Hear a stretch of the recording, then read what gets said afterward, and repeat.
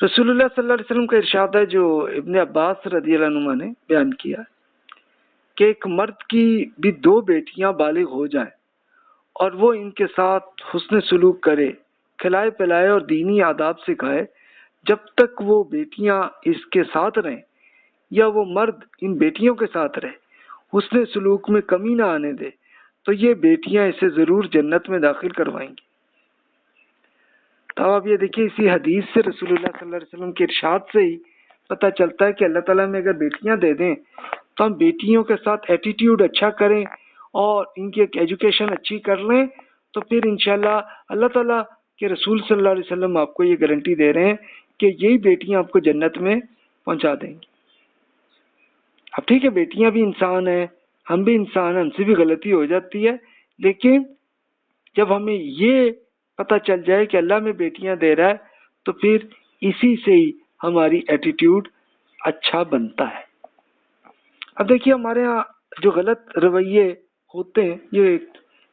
Example کے طور پہ کچھ عرض کروں، کمپلیٹ نہیں ہے، تو آپ خود دیکھ سکتے ہیں کہ آمدنی کی وجہ سے بیٹوں پر ترجیح دیتے رہے ہیں لوگ کہ نہیں جناب یہ بیٹا زیادہ ہو،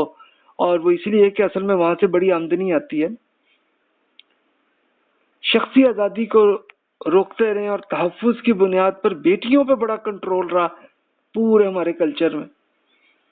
کہ وہ تو جی گھر سے بغیر اجازت کے نکل نہیں سکتی ہیں اور بڑی ان پہ لگتی رہی ہے۔ بیٹی کی وجہ سے ماں کو حقیر سمجھنا کہ اگر زیادہ بیٹی پیدا ہوئی ہے تو ماں کو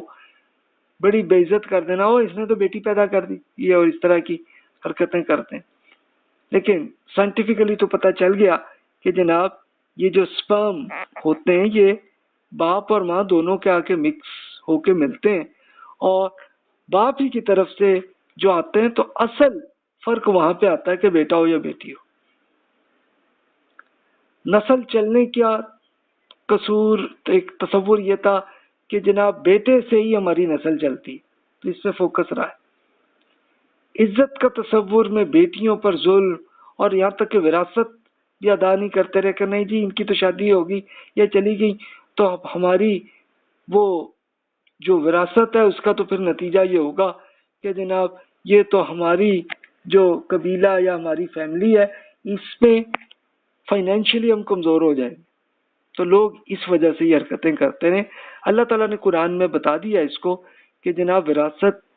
اللہ تعالیٰ کے حکم کے مطابق عمل نہیں کریں گے تو پھر جہنم کے لیے تیار ہو جائے، پھر یہ رزلٹ آنا۔ باقی ٹھیک ہے، خود شوق ہے اگر ایسا تو کر لیں۔ اصل میں اب دیکھیے کہ بیٹے اور بیٹی میں اس لیے فرق لوگوں نے کیا ہوا، اب دیکھیے کہ انسان کے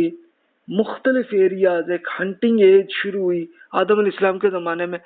یہ جسٹ میں نے ایک فرض کیا، کوئی 2-2.5 لاکھ سال پہلے کے زمانے کے تھے، 75,000 تک یہ انسان کی ہنٹنگ ایج ہی چلتی تھی، یعنی انسان کم تھے نا، اور جبکہ جانور اور پورے درخت اور یہ بہت سارے ہوتے تھے، تو جس چیز کی ضرورت پڑی جناب پکڑ سے لیا، جانور کو ذبح کر لیا، کھا لیا گوشت، اگر کچھ نہ کچھ پودے سے کچھ لینا ہے تو جناب مل گیا لے کے کر لیا، تو یہ چلتا تھا۔ اور یہ لیبر فورس مردوں کی زیادہ آتی تھی اس لیے کہ وہی زیادہ تر شکار وہی کرتے ہوتے تھے، اور معاشی عمل ہوتا تھا بہرحال وہی مرد ہی زیادہ کرتے تھے نا، تو اس لیے بیٹوں کی ایک بڑی حیثیت تھی، اور جنگیں بھی ہوتی تھی تو مرد ہی زیادہ کرتے تھے۔ پھر ایگریکلچرل ایج آئی، 75,000 سے لے کے یہ سلسلہ شروع ہوا اور 1500 تک کا یہ پیریڈ زیادہ رہا، تو وہاں پہ بھی ایسے ہی رہا، اس لیے وہ بیٹوں کی ترجیح رہتے۔ پھر انڈسٹریل ایج آئی 1500 سے لے کے 2000 تک کا پیریڈ، تو اس میں بھی مردوں کا زیادہ، لیکن آفس جاب اور مارکیٹنگ کے کام میں خواتین بھی آنے لگیں۔ اس کے بعد آج کل کا پیریڈ ہے انفارمیشن ایج ہے جو 2000 سے لے کے آنورڈ چل رہا ہے، تو اس میں آفس جاب زیادہ آ رہی ہے، سروسز اور مارکیٹنگ زیادہ چل رہی ہے، اس میں بھی بیٹیوں کا کام زیادہ آ رہا ہے۔ یہ دیکھیے کہ یہ انسان کا اس لحاظ سے آیا۔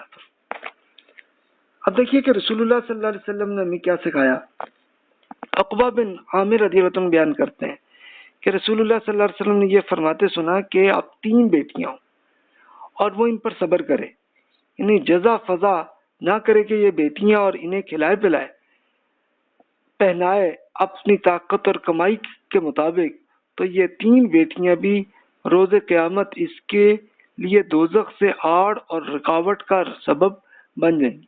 کہ جتنی غلطیاں ہم نے کرنی ہے تو پھر یہ جو آپ نے نیکی کی کہ اپنی بیٹی کی خدمت کی ہے تو اس کا پھر رزلٹ بھی آ جائے گا۔ عروہ جو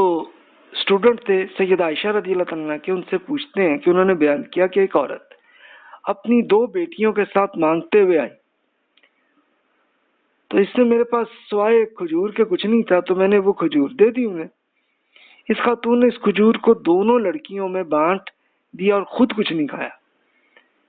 پھر کھڑی ہوئی اور چلنے لگی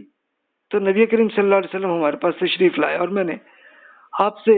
بیان کیا تو آپ نے فرمایا کہ جو کوئی لڑکیوں کے سبب سے آزمائش میں ڈالا جائے تو یہ لڑکیاں اس کے لیے آگ سے حجاب ہوں گی۔ یہ وہی ہے کہ جو دوسری حدیث میں ہے کہ بھی آگ کے بیچ میں ایک یہ پورا آپ کا ایک بچانے کے لیے یہ ایک سبب بنے گا، اس لیے کہ اب ظاہر ہے کہ یہ رسول اللہ صلی اللہ علیہ وسلم کا جو ٹائم تھا تو ایگریکلچرل ایج تھی، تو اس میں زیادہ تر مرد ہی زیادہ اس میں یہ کام کرتے ہوتے تھے، تو اس لیے لوگوں کے دل میں آتا تھا کہ لڑکیاں کم ہوں زیادہ ہوں، تو رسول اللہ صلی اللہ علیہ وسلم بہت سمجھا دیا کہ بھی دیکھو یہ اللہ تعالیٰ کی دونوں مخلوق بیٹا بیٹیاں سب برابر ہیں اور سب کو برابر عزت دینی ہے آپ نے اور سب کی آپ نے خدمت کرنی ہے۔ اب آئیے قرآن مجید میں اپنے پیرنٹس کے ساتھ اللہ تعالیٰ نے کیا ارشاد فرمایا، یعنی